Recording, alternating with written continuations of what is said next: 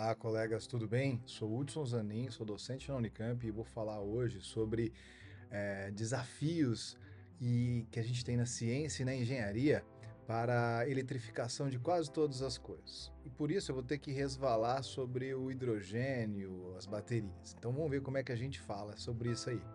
Então, se vocês quiserem os meus contatos, está aqui e-mail, telefone, acesso pelo LinkedIn também. Então, a proposta de hoje da conversa é falar um pouquinho sobre ciência, engenharia, os desafios que estão nesses processos de eletrificação e, claro, para isso a gente tem que falar de tecnologias chaves da transição energética, como baterias, hidrogênio verde, e tudo isso envolve custo, eficiência, análise de ciclo de vida de todas essas etapas.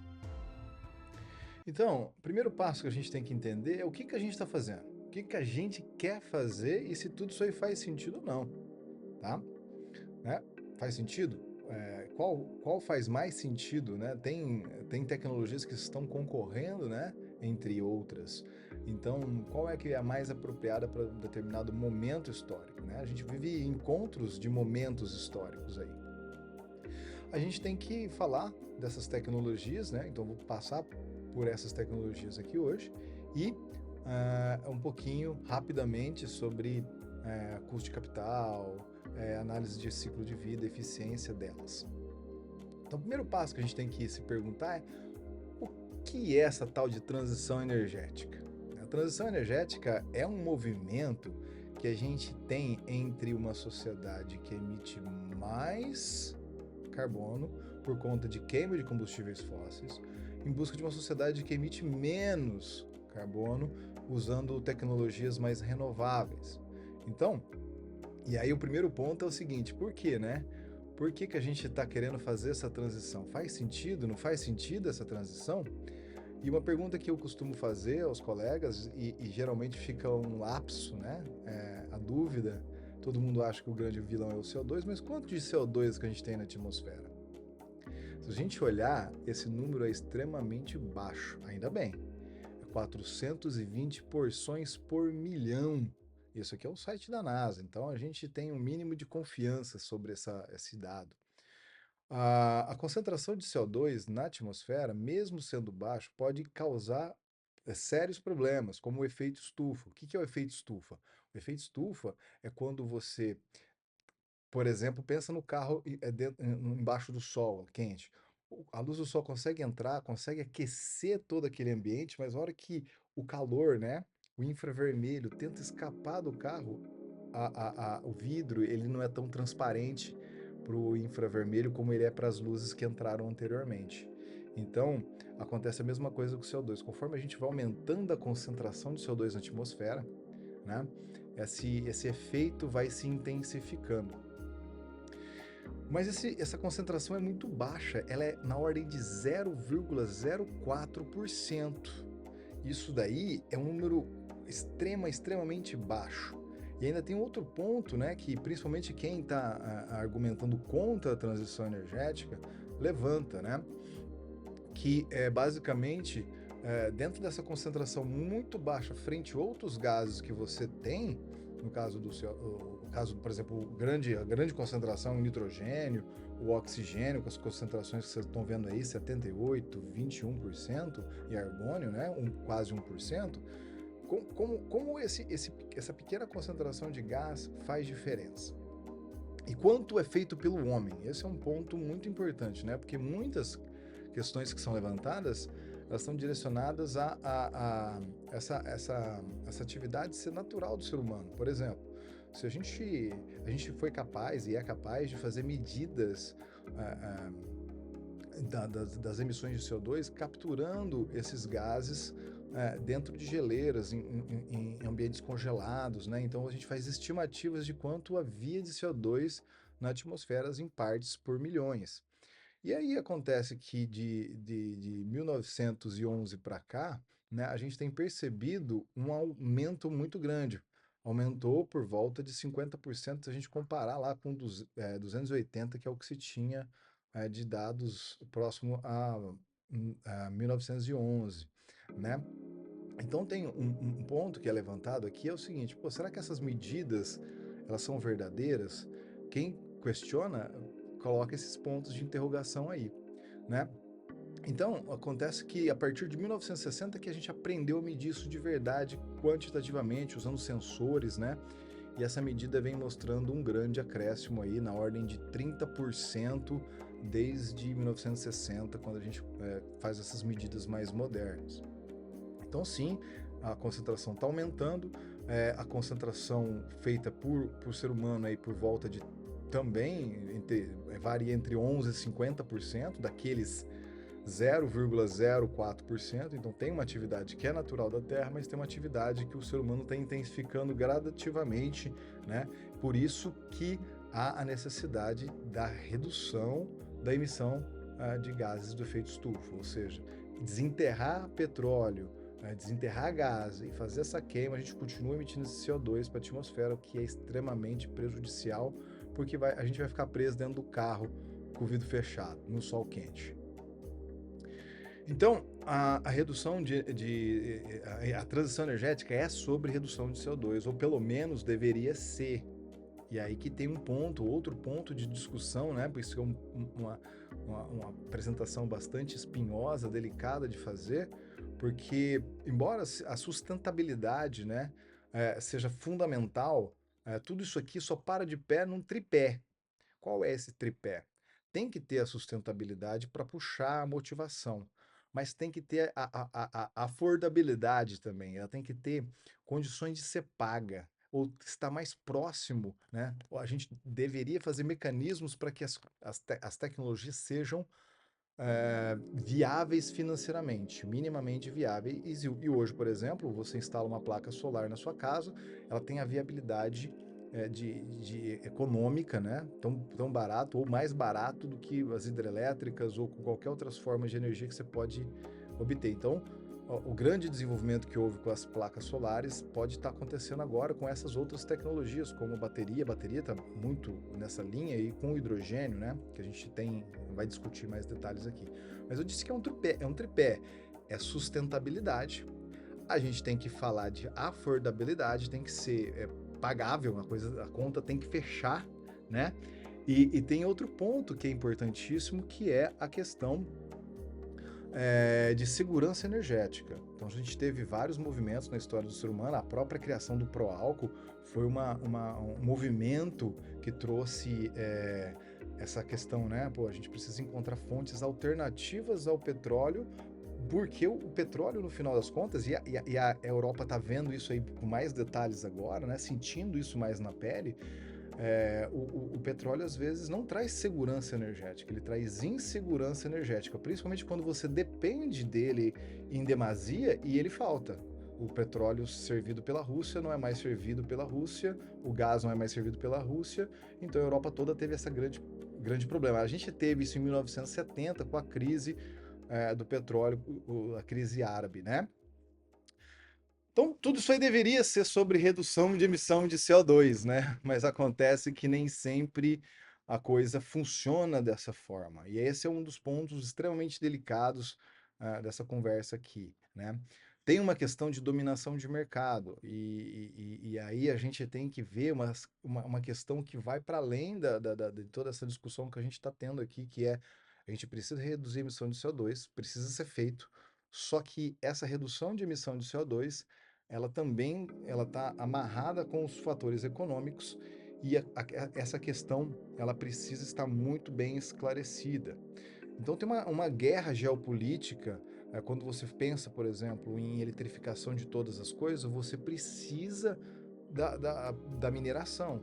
E muitas vezes essas mineradoras ou esses países que têm os minérios estão com conflitos políticos ou já têm essas mineradoras sendo adquiridas por grandes players econômicos, que a gente vai chegar lá na frente, e aí tem essa questão então, né, peraí, então quer dizer, a gente quer transicionar de uma coisa que é mais suja para uma mais limpa, a gente quer dar conta de pagar isso aí, mas a gente vai ficar dependente economicamente, a gente vai ter uma crise de uma insegurança para fazer essa transição, então essa transição tem que ser feita de uma maneira muito inteligente, porque senão os países vão sofrer com segurança energética. Então, hoje, as tecnologias mais relevantes da transição energética, como as placas solares, energia solar e eólica, né? São tecnologias que estão aí no mercado. Hoje, não são mais tecnologias, vamos dizer, é, é, que você está pensando que se elas vão pegar, elas vão pegar, elas já pegaram, elas representam 30% da eletricidade feita no mundo, elas são extremamente baratas, elas elas estão na ordem aí de até, se você trabalhar um pouco melhor, você consegue aí com mais com algumas décadas, né, chegar a eletrificar tudo. Você conseguiria sim eletrificar tudo a partir das renováveis. Claro que tem um grande esforço por conta da intermitência que essas renováveis têm. Então, se você, esses dados aí, 30%, você pode encontrar aqui no Renewable 2023, que é o Global Status Report. É, e aí você começa a ver movimentos como esse que está aqui, ó. É, poderia o hidrogênio verde ser o combustível do futuro? E aí que a gente começa a ver problemas sérios, porque não é só a questão do hidrogênio ser uma tecnologia extremamente importante, mas é ele ser aplicado para tudo é um grande problema. E aí tem a história dos hard to abate sectors, tem os setores que têm mais dificuldade de você fazer essa transição de uma sociedade que polui mais para uma que polui menos. Por exemplo, os transportes, a indústria química de produção de reagentes, de energia, calor. A gente tem uma demanda por calor no mundo absurda. E a agricultura. E o ponto, né, que causa o problema é que o hidrogênio, ele pode, dentro desses setores que são extremamente difíceis de descarbonizar, atuar em pelo menos 4, mas de maneira assim, pô, eu consigo usar ele lá para resolver o problema, entre aspas, aí, de 4 desses setores importantíssimos. E aí a questão que fica é o seguinte: usar ou não usar, fazer ou não fazer com o hidrogênio? Aí a gente tem que fazer uma análise mais detalhada. E, e aí, nesse meio tempo entre fazer e não fazer e pensar nas estratégias, os países, principalmente desenvolvidos, todos já estão com é, movimentos de criar uma política de Estado de hidrogênio. Alguns com essa política já em movimento, outros com políticas que vão sair ainda. Porque eles acreditam que o hidrogênio vai salvar a pátria, vai ser a grande bala de prata, que vai ser o salvador de todos os problemas. E o hidrogênio pode sim ajudar em várias dessas tecnologias. E tem uma frase aqui bastante, um dizer bastante interessante, né? Que é o, o hidrogênio como um canivete suíço que pode cortar, você pode cortar o cabelo com o canivete suíço, você pode trocar o pneu da sua bicicleta com o canivete suíço, você pode cortar a unha com ele, você pode fazer muitas coisas, mas não quer dizer que se mesmo você podendo, você vai fazer isso. Por quê? Porque tem coisas mais seguras, mais simples, mais fáceis de você utilizar. E aí, dentro desse movimento, né, tendo outras tecnologias em competição, a gente tem que analisar um pouco mais a fundo o hidrogênio. O hidrogênio ele tem um monte de cores de hidrogênio e preços diferentes também. Você tem o hidrogênio cinza, você tem o hidrogênio pink, que é da nuclear, o hidrogênio azul, que você captura o CO2 no processo de reforma, e você tem o hidrogênio verde, que vem da eletrólise, da água, tá? Então, eles têm preços diferentes, mas devem convergir esses valores no futuro. Então, você tem várias possibilidades de produzir e você deseja ter essas várias possibilidades de produção do hidrogênio. O ponto é que essa é a visão idealista, essa que é a visão realista. Hoje a gente produz 99% do nosso hidrogênio a partir de fontes ou carvão ou a base de óleo, ou um subproduto nas refinarias. Então, inclusive, né, a grande parte do hidrogênio que a gente usa hoje, esse hidrogênio cinza, que precisa ser descarbonizado, né? O hidrogênio que a gente produz 94 megatoneladas dele à base de combustíveis fósseis emitindo CO2. Então, antes da gente pensar no hidrogênio como uma solução para o aquecimento global, a gente tem que pensar no hidrogênio como um problema para o aquecimento global. Né? E a gente usa ele para o refino de combustíveis fósseis. Né? A gente quer tirar o enxofre de dentro desse combustível para a gente não ter problema com chuva ácida, problema de saúde do ser humano. A gente usa ele para fazer amônia e metanol, que são bases da indústria química, o metanol. É um hidrocarboneto muito simples, né? E a amônia, que é a base dos fertilizantes. Esses aqui são os países que mais utilizam, né? A China disparado, que é o grande motor da economia global atualmente, né? Então ela tem um grande papel em tudo isso aí. E a gente precisa começar a olhar o hidrogênio, então, renovável, o azul e o verde, como um possível primeiro descarbonizador do próprio hidrogênio. Então, a gente usa um hidrogênio extremamente sujo para fazer essas coisas que são vitais para a gente. Por isso existe uma tal de uma escada de necessidades aqui para usar o hidrogênio. Primeiro, a gente tem que usar o hidrogênio nessa área vermelha aqui, onde a gente não tem competidores. A gente não tem competidores, por exemplo, você não tem alternativa para produzir fertilizante, hidrogenação, hidrocracking, desulfurização, são coisas que você não tem alternativos na indústria, você precisa de hidrogênio cinza para fazer isso. Então, o ideal é que o hidrogênio verde e azul atuem exatamente nessas tecnologias aí, competindo em outras frentes, né? Que você vê aqui, ó, tem o biocombustível, ele serve para fazer inúmeras outras coisas, como a questão dos transportes, você pode usar o biocombustível pela compactação de energia. Qual é o grande problema do hidrogênio? Embora você tenha muita energia por molécula, a compactação, volumetricamente falando, né? A questão de você armazenar ele num pequeno espaço é complicado. E você tem esse armazenamento já feito na forma líquida à temperatura ambiente, com biocombustíveis, como o etanol, por exemplo, tá? O biogás vem aí, como o biometano. Então você tem alternativas que são muito mais simples, mais baratas, mais efetivas do que o hidrogênio. E toda a parte em amarelo, a gente está competindo aqui, o hidrogênio está competindo com baterias. Então você ficar pensando em veículo elétrico, veículo rural, você tem inúmeras alternativas que você pode usar a eletrificação, usar renováveis e jogar nas baterias e aí utilizar. Então vamos ver isso aqui em mais detalhes, porque isso aqui é o ponto mais delicado, essa escada do hidrogênio, do uso, né, do hidrogênio, onde a gente tem que atuar primeiro, né? A gente tem que atuar lá nas áreas A, depois que atendeu toda a área A, tem que ir para a área B e assim subsequentemente.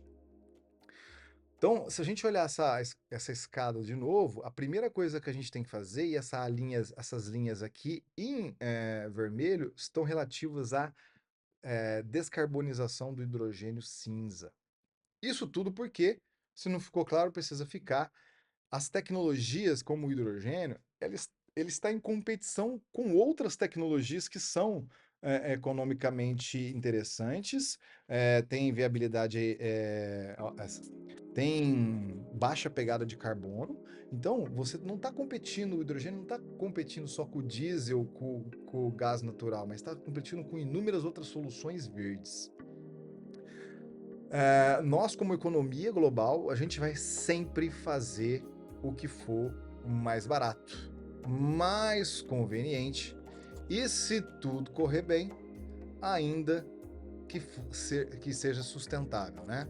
Ou seja, a gente tem que ter buscar os tripés da transição energética. A gente tem que buscar a segurança, a gente tem que buscar a affordabilidade, tem que ter viabilidade econômica, né?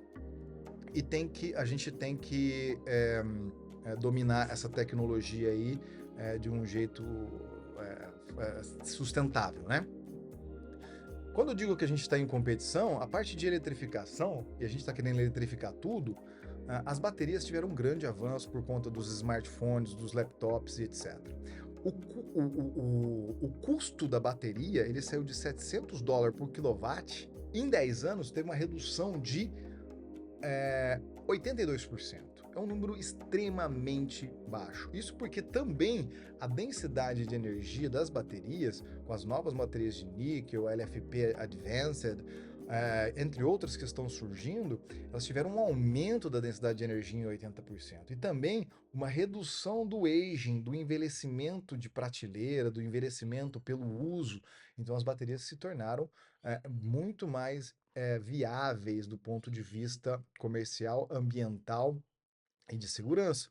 Então hoje você pensa quando você vai montar um veículo, por exemplo, vamos pensar nos modernos veículos elétricos que estão surgindo. Você tem veículos aí elétricos a baterias e também tem veículos elétricos a hidrogênio. E por que que o veículo a hidrogênio não pega? Se você for engenheiro, se você tiver um mínimo de familiaridade com mecânica, olha os dois veículos aqui. Essa imagem é maravilhosa porque ela faz um raio-x da estrutura interna do veículo e nos traz o seguinte pensamento: qual desses veículos é mais fácil para montar? Qual desses veículos aí é mais fácil para manter? Qual deles vai durar mais? Como a navalha de Ockham, né, sempre vai na solução mais simples, o veículo a bateria ele é muito mais simples. E aí a gente nem está falando de eficiência energética. Porque o processo de eficiência energética ainda é muito mais favorável às baterias, porque o que você pegar de energia lá das placas solar, da turbina eólica, da hidroelétrica, que nem o caso do Brasil, e jogar e converter isso em hidrogênio, colocar dentro do veículo e depois converter novamente em eletricidade, você vai ter no máximo 30% de retorno, de eficiência na roda. Tá? Nas baterias você vai ter pelo menos 80%, tá? Porque o processo de conversão, você tem perdas, claro, se você produzir numa hidrelétrica lá longe, você vai ter a transmissão, mas se você produzir na sua casa com placa solar e fazer a recarga do seu veículo, né, numa recarga lenta, você deve ter uma eficiência no mínimo de 90% da recarga, tá? Então, são veículos totalmente diferentes, são processos diferentes, sem falar que se você tiver 30 quilowatts para andar com veículo a combustão, você vai, que é o do meio aqui, a gasolina, é o Golf, são dois Golf em cima, né? A combustão a gente vai andar 41 quilômetros com 30 quilowatts, equivalente, né? Com o elétrico a gente vai andar 163 e com o Toyota Mirai usando hidrogênio, por exemplo, a gente vai andar metade das baterias. Então, no final das contas, o veículo, a gente está falando de eletrificação, um veículo eletrificado, comparando aí a bateria com o hidrogênio, a gente tem grandes vantagens, né, energéticas, de movimento e de eficiência de veículo, tá bom? Tem alternativas para o Brasil com veículos a combustão a etanol, e não faz essa conta aqui para outros países, mas para o Brasil a gente tem que olhar essa vertente, sabe por quê? Porque nós temos veículos que podem andar muito mais e o combustível pode ser capturado, o CO2 pode ser capturado da atmosfera pela planta. Então a gente tem que ter essa alternativa aqui no Brasil. Você pode pensar em veículos que emitem CO2 para a atmosfera, desde que sejam biocombustíveis. Mais um exemplo aqui de veículos pesados agora. A gente vai falar aí de veículos grandes que aí quando você modifica, remove todas aquelas complexidades das partes internas para fazer um veículo elétrico, ele fica mais leve no começo, mas depois conforme você coloca uma tonelada de baterias, os pesos ficam mais ou menos equiparados com o veículo elétrico mais pesado, tá? Por conta do peso das baterias. Já os veículos é, é, é, já os veículos, se você tem discutido, tem um ponto aqui muito forte sobre utilizar hidrogênio para esses veículos, né, elétricos. Mas veja só a questão energética deles. Se você quer andar 800 quilômetros, um veículo a bateria você vai precisar de 850 850 mais ou menos kWh. Um veículo a diesel, ah, você vai precisar de quase 2.800 kWh e um veículo a hidrogênio 2.200, 2.250, tá? Ou seja, você precisa de muito mais energia para fazer. A eficiência energética dos processos aqui são extremamente desfavoráveis a veículos que ou fazem combustão ou que fazem processos utilizando célula combustível, tá? Então isso traz uma realidade já para o transporte. Não existe essa história de competição, não existe, né, o mercado não vai aceitar veículos a hidrogênio. Esqueça isso daí, esqueça para transporte, esqueça para tudo. Vou mostrar a visão de como é que o mercado está vendo essa situação. Os veículos elétricos, a bateria e a hidrogênio estão no mercado desde 2014, mais ou menos da mesma época. Isso aqui é as unidades vendidas por ano, tá? Então, enquanto você está beirando 1 milhão de unidades vendidas, ou 3 milhões, melhor dizendo aqui, para bateria, você tem zero a hidrogênio, né? É negligenciável, são números que não são expressivos. Isso por quê? Porque o veículo é mais complexo de montar, porque a eficiência energética é mais alta e outro ponto que eu não coloquei ainda, que é a questão da recarga. Quanto um veículo de passeio você pode abastecer na sua casa, recarregar na sua casa, um veículo a hidrogênio, você tem que ir num ambiente extremamente especializado, perigoso, tá? Sobre eficiência energética, o que vale para sistemas de mobilidade vale para sistemas estacionários. Então, se você quer lá, se você tem um mercado, se tem uma loja, você está pensando, ou alguém está falando em uma política de governo, ou o pessoal do marketing está querendo vender essa ideia do hidrogênio como sistema estacionário, pode tirar o cavalinho da chuva, porque o round trip efficiency, a eficiência de ciclo do hidrogênio é muito ruim. Veja só que na parte de cima a gente tem a gente sai da placa solar com 100 kWh, passa por um sistema de energy storage que você armazena quimicamente, né? As baterias são a forma mais barata, tirando hidrelétrica, para você armazenar energia e recebê-la de volta. Então a gente está falando de $100 por kWh. E aqui você tem uma eficiência de 90% do processo. Para você fazer esse armazenamento no hidrogênio, olha só o que você tem que fazer. Você tem que sair das placas solares ou eólicas ou onde você quer tirar. Você vai passar por uma eletrólise, você vai quebrar água em hidrogênio e oxigênio. Esse é um processo que tem eficiência de 70%. Você vai ficar energeticamente falando com 70 kWh. Você vai comprimir, porque o gás ele não ocupa muito espaço, então você vai precisar de infinitas áreas, ou volume. Então você comprime esse cara para poder guardar mais, né, energia possível. Tem algumas formas de fazer. Depois você vai levar isso para um motor ou para um conjunto de células combustíveis, e aí tem uma eficiência aí de 36% ou até 60%. Então você pode variar de 22 kWh se você usar o motor, né? Ou até 60% de eficiência aqui desses 60 kWh, que te daria 36 kWh. Então você sai lá de 100 para ou 22 ou 36, depende da forma de conversão que você vai ter disponível, né? Aqui um outro exemplo de outro tipo de eletrolisador, mas fica aí nessa faixa entre 22 e 36% de round trip efficiency, no melhor de todos os cenários. Aí tem mais problemas, né? Vamos falar desses problemas. Isso aqui são cargueiros que levam gás natural. Se você vê o volume dele, né, para você entender a densidade volumétrica, a temperatura que ele transporta esse gás, quanto que ele perde, né, por liquefação, por dia ele perde 0,1%. Já no caso de provas de conceito, né, ou de conceito que você executa mesmo uma medida, você começa, para você levar o hidrogênio no estado líquido, você tem que trabalhar quase próximo do zero absoluto, o que é absurdamente baixa temperatura, muito, muito baixo, né? 253 graus Celsius negativos. Então tem uma liquefação, você perde combustível 1% ao dia. Quando a NASA solta um foguete, ela perde 46% do combustível que ela tinha inicialmente na, na, na, no processo de lançamento.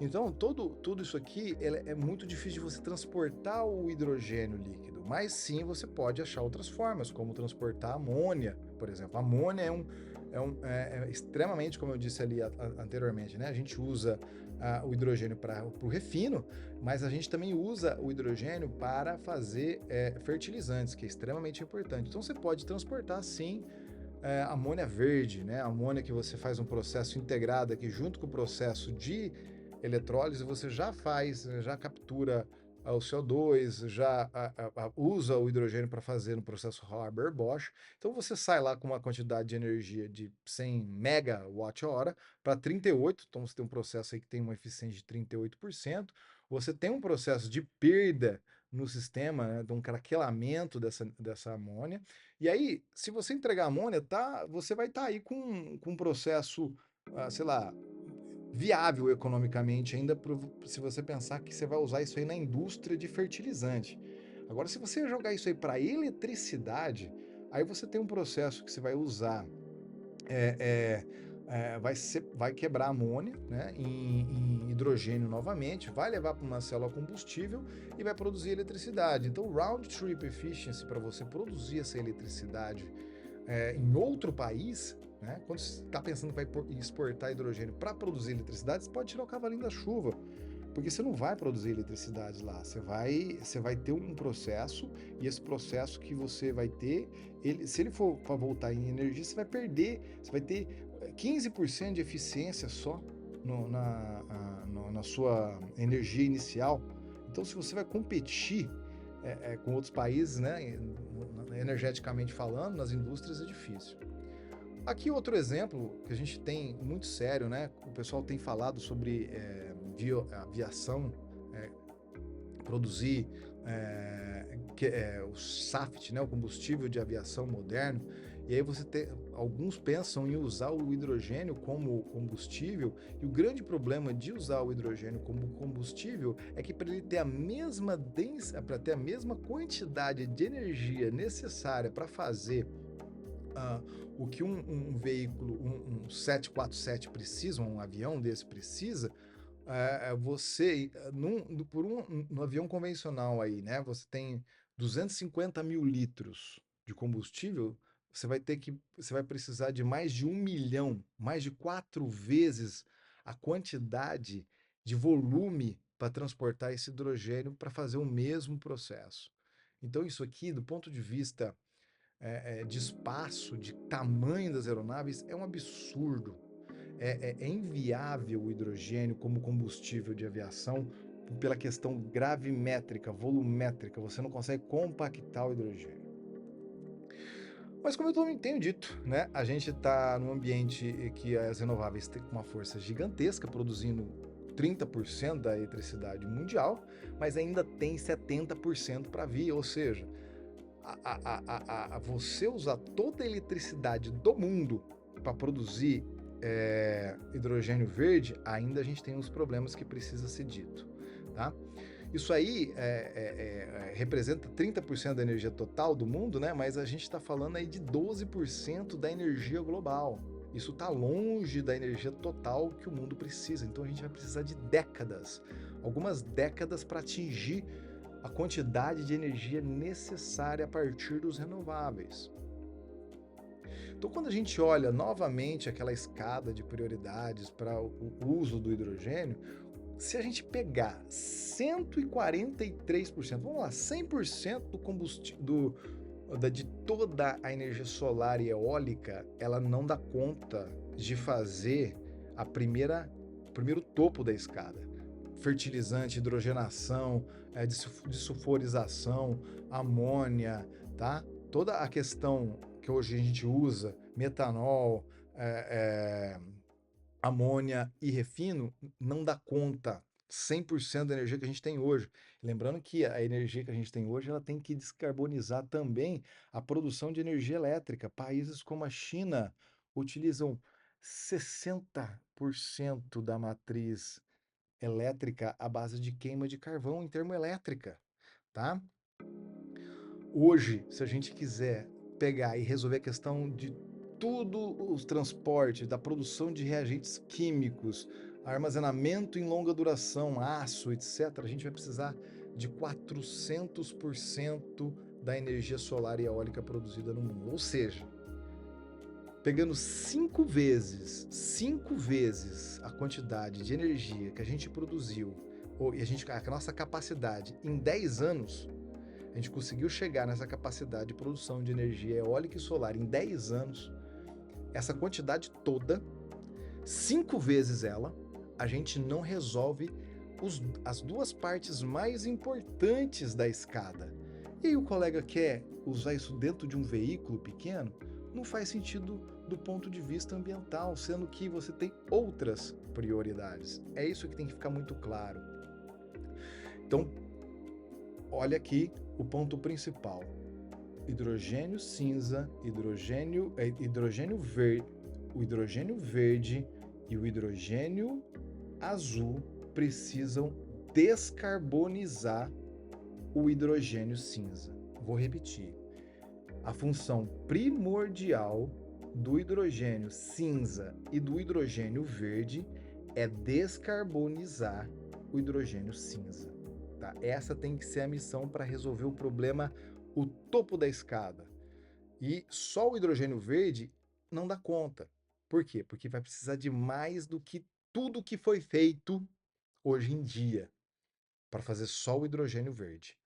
Então, toda a parte de eletrificação, a eletricidade das tomadas das casas, dos negócios, das indústrias, teriam que ser desligada para fazer só o hidrogênio verde. Então, é impossível só o hidrogênio verde ser suficiente. Então, o pessoal fundamentalista quer que você use apenas o hidrogênio para resolver o problema. E não, ele não dá conta. Ele não dá conta porque não tem o suficiente de eletricidade limpa para isso. Então é uma questão de estratégia, é uma questão de trazer essas riquezas para os países, é uma queda de braço. Por isso eu tenho falado que é uma questão geopolítica. É uma questão geopolítica porque as indústrias de alta intensidade de energia, elas podem sair ou acabar em países que não sejam capazes de produzir eletricidade. Então imagine só, eu vou depender do hidrogênio produzido no Brasil, vou levar isso para a Europa através da amônia, ou sei lá, pelo visto é a forma mais fácil, metanol, amônia. Vou levar isso aí lá para a Europa, para depois eles fazerem a conversão de novo, quebrar essa molécula numa molécula menor, que é o hidrogênio, fazer uma reforma, levar isso aí para a produção de eletricidade, e essa eletricidade, essa indústria vai competir com uma energia que tem uma eficiência aí do máximo de 15%, ela vai competir com o país que está produzindo eletricidade localmente, com a placa solar, com a turbina eólica, está produzindo energia localmente. Então ela tem uma vantagem de 6 vezes, por exemplo, energeticamente falando. Vai acabar com a indústria de alta intensidade de energia. Esse é um ponto primordial que tem que ser entendido. Quem não entendeu isso precisa entender. Outro ponto importantíssimo é sobre a questão de dominação de mercado. A China, com a sua capacidade incrível de investimento, foi articulando para montar todo um ecossistema de produção de bateria. Hoje a China produz 90% das baterias do mundo, mais ou menos. Mas ela não fez isso do nada. Ela foi lá, ela trabalhou com os países que possuíam, aqui estou dando um exemplo do níquel, o minério níquel, que as baterias mais avançadas é níquel, NCM, níquel, cobalto, manganês, por exemplo. É uma bateria rica em níquel, que pode ter até 90% de níquel, então é um minério extremamente, é um dos mais, se não o mais estratégico hoje, não é o lítio, é o níquel, né? Países como a Indonésia tem grandes reservas desse minério e obrigaram a China a refinar localmente. Por isso que ela tem ainda uma grande participação no refino, na produção desse níquel de maior valor agregado. Mas daí para frente, tudo isso aí vai para a China. Tudo migra para lá como minério, vai queimando CO2. Na verdade, o processo de mineração é muito intensivo na queima de emissão de CO2, combustível fóssil, você leva de trem, leva de navio para a China, e lá você vai refinar todos esses materiais, vai produzir cátodos com qualidade superior, as baterias da China são excelentes, eu trabalho com bateria, eu sei disso, e produz as células do mundo todo. Países como Estados Unidos, é, Coreia do Sul, Japão importam baterias da China, né? Para ter uma ideia da capacidade vertical que eles construíram. Não construiu só a indústria, a fábrica, a Gigafactory que produz a bateria, mas dominou todo o ecossistema. Então, aí fala assim, mas por quê? É só deixar de vender. Não, eles compraram essas mineradoras, compraram parte dessas mineradoras. E esse é um grande ponto, né? Essa dominação da cadeia toda é, é, faz com que você vai corra riscos estratégicos e energéticos. Pô, como é que a gente vai migrar agora para usar só bateria, sendo que a gente não domina essa técnica aqui, né? Então, mais alguns detalhes, né?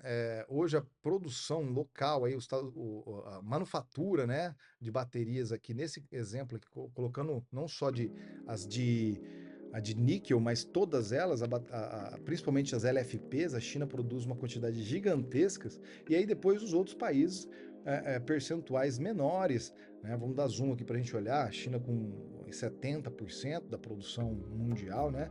E aí a gente está falando, ó quanto de bateria você tem aí no mundo, na China, né? Menos de 7 gigawatt-hora. Lembrando que a quantidade de energia elétrica e, é, e, e fóssil que se tem no mundo hoje são ordens e ordens de grandeza superior a essa, né? Então tá aqui a capacidade dos outros players, né? Então, se você tem uma dimensão, hoje a gente deve ter 1.2, entre 1 e 1.2 terawatt-hora de bateria, e a gente vai migrar para 10 em 2030, por aí. Então, a gente vai crescer absurdamente a quantidade de bateria. Da onde vai vir esses materiais refinados?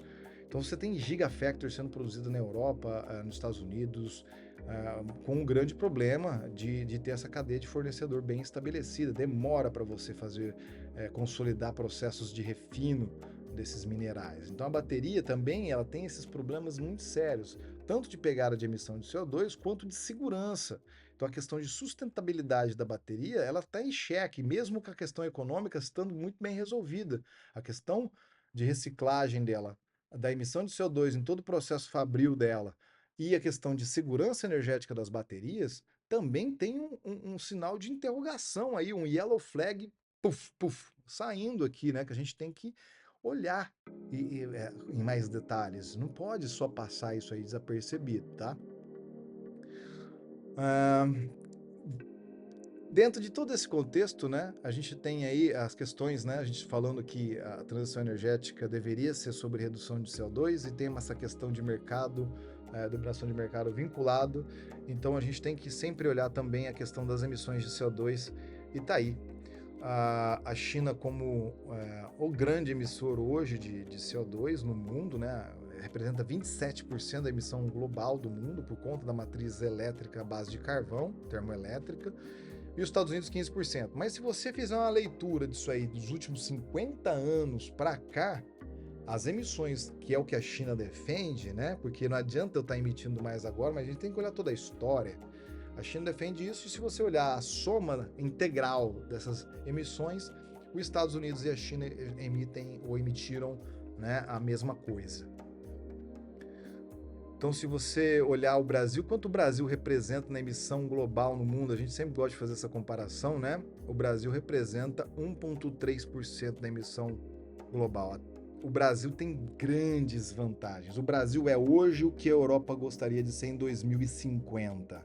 Então, é um pouco aquela cutucada, né? Para a gente deixar um pouco de ser vira-lata, a gente tem várias vantagens e várias qualidades também. Nossa matriz elétrica é de longe uma das mais limpas do mundo, né? De longe uma das mais limpas do mundo, praticamente 85% a base de fontes renováveis.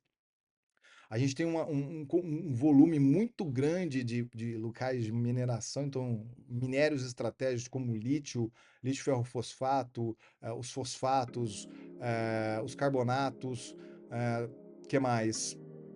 Vários desses níqueis também a gente tem aqui no Brasil, tá? Então a mineração muito forte, o investimento em mineração de qualidade está sendo trazido agora, pensando na questão ambiental. E o Brasil tem tudo que se precisa aqui para produzir as baterias mais limpas do mundo. Então, se a gente tivesse um esforço coletivo mundial para fazer localmente essas tecnologias, na América do Sul, o Brasil tem um grande perfil para ser protagonista, assim como Chile e outras localidades aqui. E então, isso eu digo porque não só a questão de segurança energética, de custos e ambiental, mas também tem uma questão ainda que é de segurança. Segurança física mesmo. Para você transportar baterias com alta tensão, alta corrente, carregadas em grandes navios cargueiros, baterias são inflamáveis, pegam fogo, são extremamente perigosas de serem transportadas. E o Brasil teria condições de fazer baterias limpas aqui, porque 60% da emissão de CO2 na produção da bateria é para remover umidade, é eletricidade, é o processo de secagem das células, etc. Então, não só para a bateria, mas como para o hidrogênio. Eu não digo que eu sou contra o hidrogênio, eu digo que a gente tem que pensar na melhor forma de fazer, e as formas de se fazer o hidrogênio precisa ter políticas para produzir o hidrogênio verde, como está tendo lá no Porto de Pecém, mas tem outras iniciativas no Brasil também, com biocombustível, que seja, mas também de hidrogênio azul para a produção de fertilizantes, sendo que o Brasil é um dos maiores utilizadores desses fertilizantes aí, tá? Não só as tecnologias do hidrogênio, da bateria, mas também dos reformadores, do eletrolisador, que produzem essas tecnologias. No Brasil, hoje, a Unicamp tem desenvolvido tanto as baterias, quanto os reformadores, quanto as células combustíveis, justamente para trazer o know-how.